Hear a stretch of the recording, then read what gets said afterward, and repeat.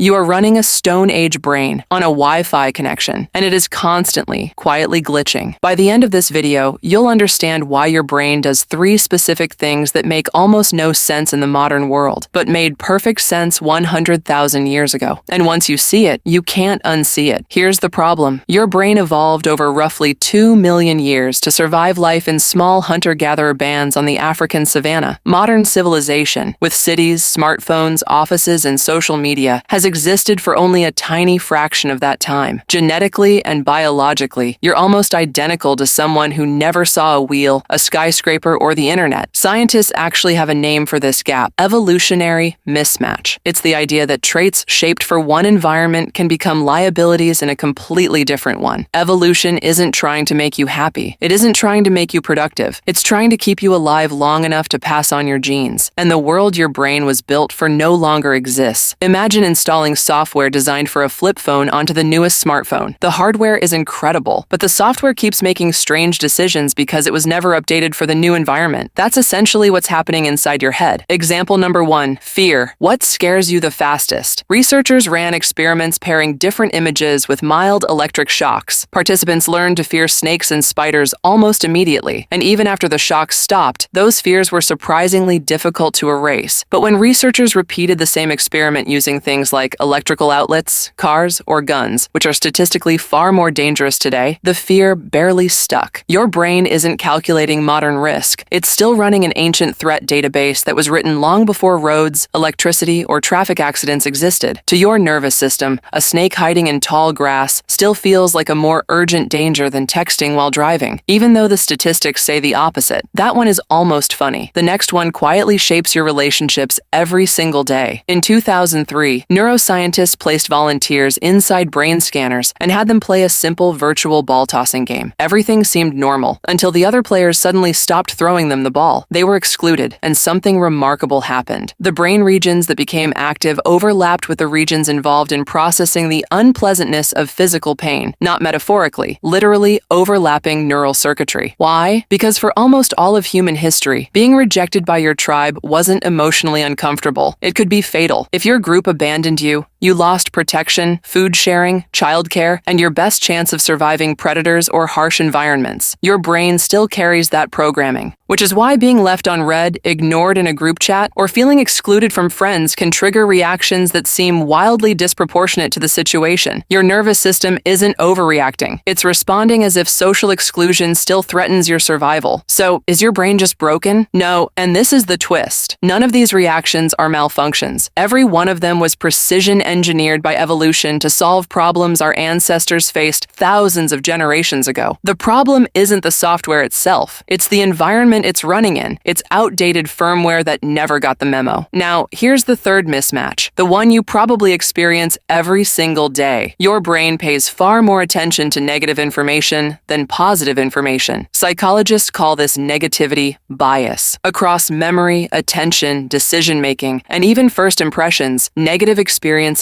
consistently leave stronger psychological footprints than positive ones. One influential explanation is brutally simple. If your ancestor ignored rustling bushes that hit a predator, they died. If they ignored a field full of berries, they probably got another chance tomorrow. Missing danger carried a much higher cost than missing opportunity. So evolution favored brains that treated bad news as urgent. That's why one harsh comment can outweigh 50 compliments. Why embarrassing moments replay for years while praise disappears overnight. Why headlines about disasters pull your attention more than stories about progress, and why doom scrolling feels almost impossible to stop. Your brain isn't seeking happiness, it's scanning for threats, constantly. This isn't just interesting psychology, it's the invisible operating system behind so much of modern life. It's why endless notifications feel mentally exhausting, why bad news seems more believable than good news, why comparing yourself to hundreds of people online leaves you emotionally drained, why one unanswered text can hijack your entire afternoon. You're not weak. You're not broken. You're not too sensitive. You're running ancient software in a world that generates more social information in one day than your ancestors encountered in a lifetime. So let's go back to where we started. Your brain isn't malfunctioning. It's mismatched. It was designed for scarcity, tiny tribes, immediate physical danger, and slow-changing environments. Instead, we've given it infinite scrolling, endless comparison, thousands of weak social connections, constant notifications, and abstract abstract threats that never fully disappear. The gap between those two worlds. That's the glitch you feel, not a flaw in you. A design constraint from 100,000 years ago. And once you recognize that mismatch, something changes. You stop treating every anxious thought like reality. You stop assuming every emotional reaction is a personal failure. Instead, you begin working with your brain instead of fighting against millions of years of evolution. Tell me in the comments, which of these three mismatches hit closest to home? I read every one, and if your brain just gave you a tiny dopamine hit for finishing this video, well, that's evolution too. Subscribe for more.